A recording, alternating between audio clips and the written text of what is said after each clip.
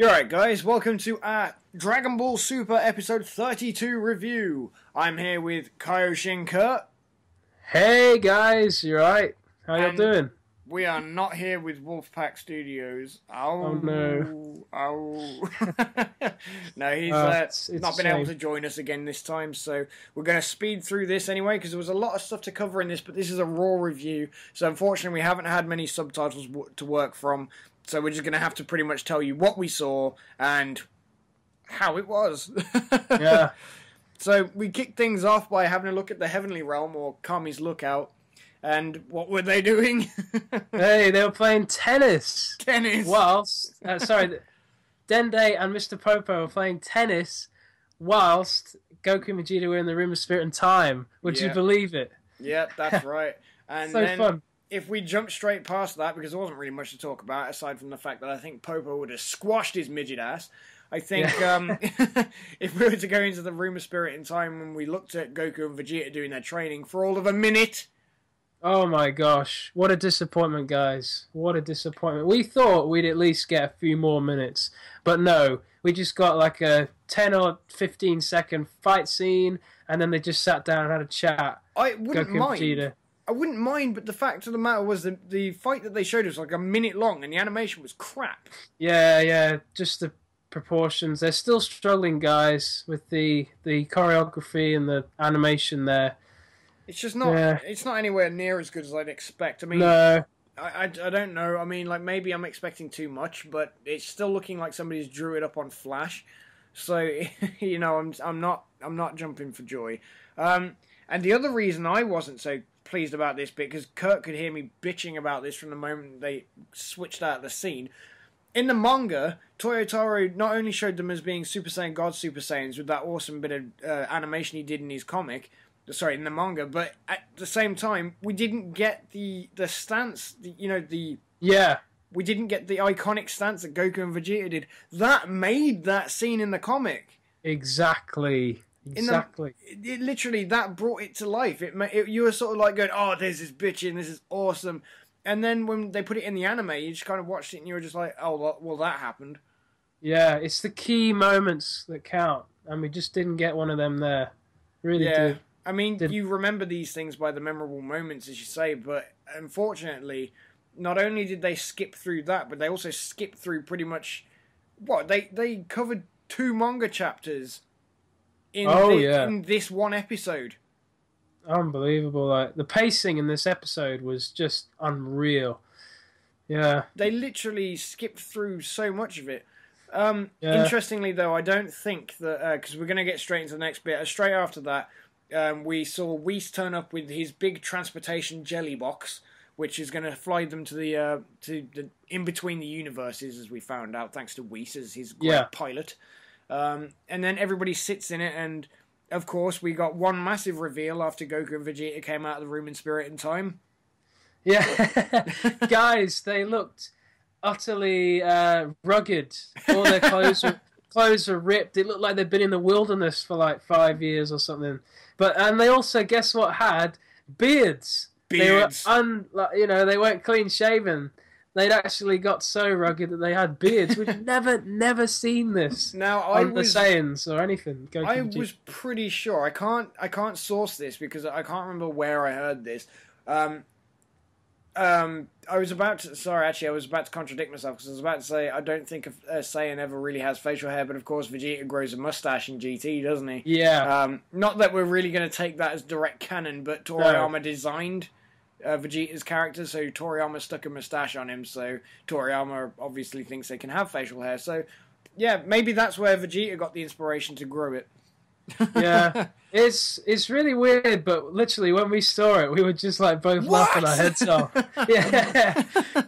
I liked it. Yeah, it was interesting, quirky, wasn't it? And not only did I yell "what" at that, but I wasn't really paying too much attention, and I saw what we thought was Jocko's new girlfriend, and apparently Bulma thought that too. But Kaioshin Curt quickly corrected me as if to go, no, that's the Galactic King. And I was like, oh, yeah, you're Galactic right. King. And he was like a green squid type looking thing. Octopus, sorry, guys. That's right. Yeah, but just quickly back to the beard on Vegeta. I wonder what Bulma thinks. I wonder if she likes it or not. Well, they didn't have it in the next scene. No. Just for that moment when she saw him, well, she was like, "Get yourself in the shower, you stink." Yeah. You know? Yeah. And, I guess she said, "Get shaved. You look like an old man or something." That's right. Yeah. So anyway, then we move on to them traveling through to the next universe, or rather, then to the next universe. They meet in the middle, don't they? Yes. I'm still not sure how that works, but okay. No, Planet of Nothing. They go to the Planet of Nothing, which is apparently between the universes, isn't it? Yeah.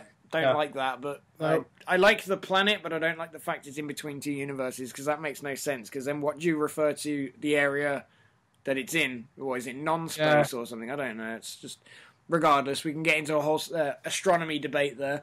But but anyway, Goku lays his eyes on Monaka when Beerus brings him, and he punches him. Yeah. Oh yes, sorry, didn't they go to Beerus' planet? Didn't they? First, I don't know. My Nothing. Yeah, sorry. Oh yes, what happened, mate, was they went to Beerus' planet first, and that's where Beerus brought Monaka to see the rest of them. Right. Sorry, and Goku could not take his eyes off Monaka. Literally, he was. It was because of Beerus. Yeah, because Beerus has said, he's the strongest fighter he's ever come up against. Monaka, I'm talking about. He was just glued to him, Goku. He's like. He really wanted to fight him right there and then to test him, and he actually swung for him and smacked him in the face, and it was literally like Goku and Monaka tried to cry. yeah. It was like when Goku punched Krillin straight in the face. Literally his face like crumpled inwards, and it was like, oh my gosh, what are you doing, Goku? And literally then Beerus slapped him in the face. It was like watching two kids get parented. Yeah. Go hit your brother, Goku. Yeah, that was such a funny moment as well. I liked these comedy moments in this episode. Yeah. But then they went straight off to the Planet of Nothing. They had just a minute on the journey there. It was a very quick journey. That's what we were saying, weren't we? Yeah. Yeah.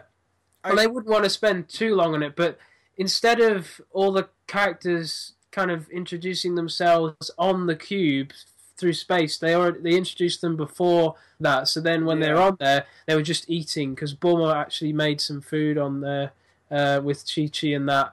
See, I've got a criticism with the travelling, just because this is just general storyboarding. This isn't a criticism as to how it should be done.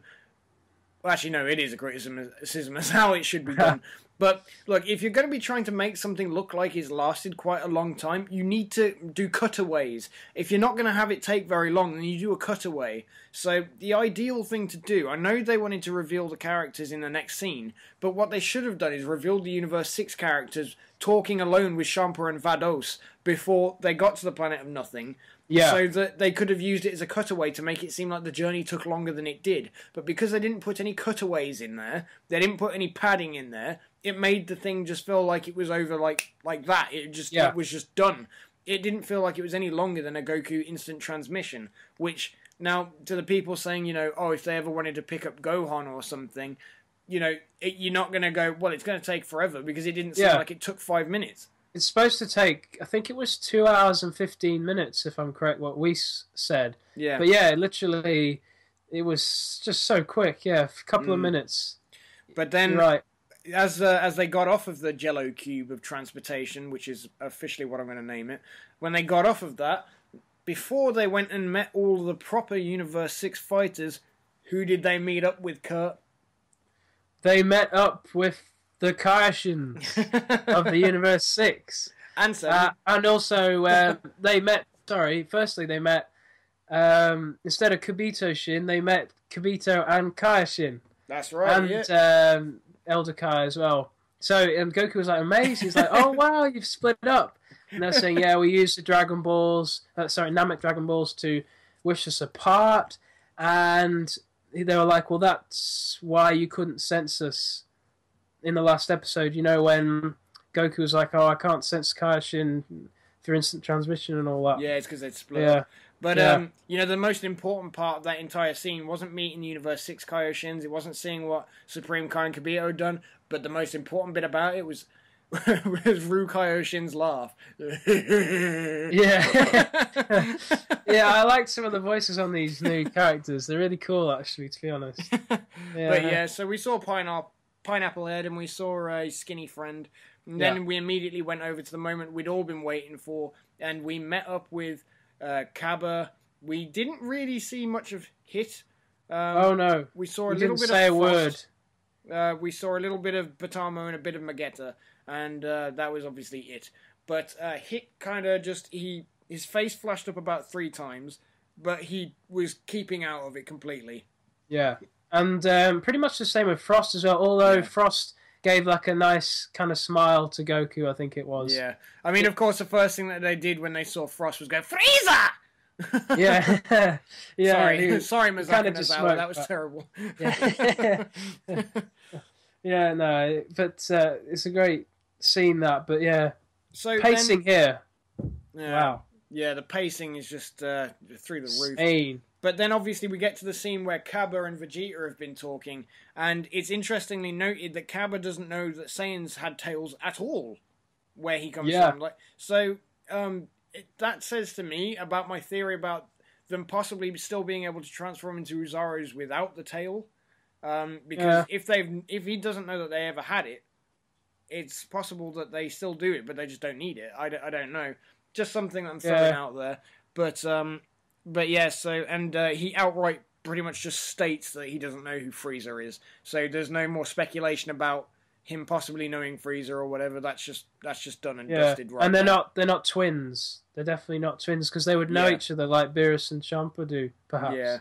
And then Kaba was horrified to hear that Universe 7 Saiyans stole planets. And Vegeta was like, well, the Saiyans are a warrior race, of course. And Kaba was like, of course, so why would we do that? Yeah. Yes, we're meant to crush evil forces. And then as we we're come not meant to to just take as we like. Yeah.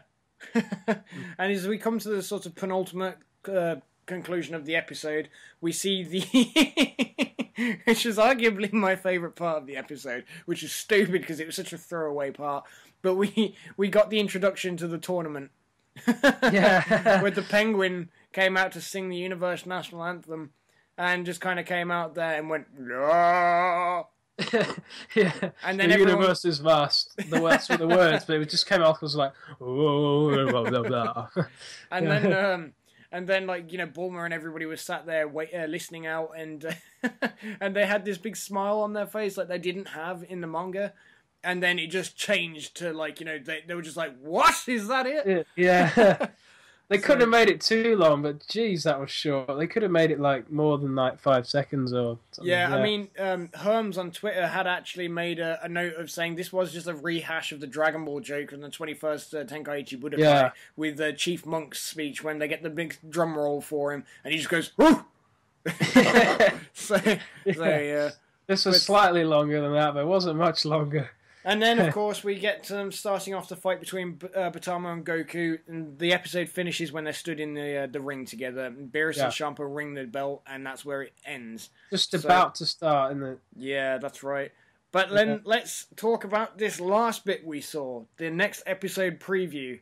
Yeah. What was controversial about this, Kurt? Ooh, guys. Well, spoilers here. If you haven't read the manga chapter 9, then, you know, click off now, I guess, but we're going to talk about this.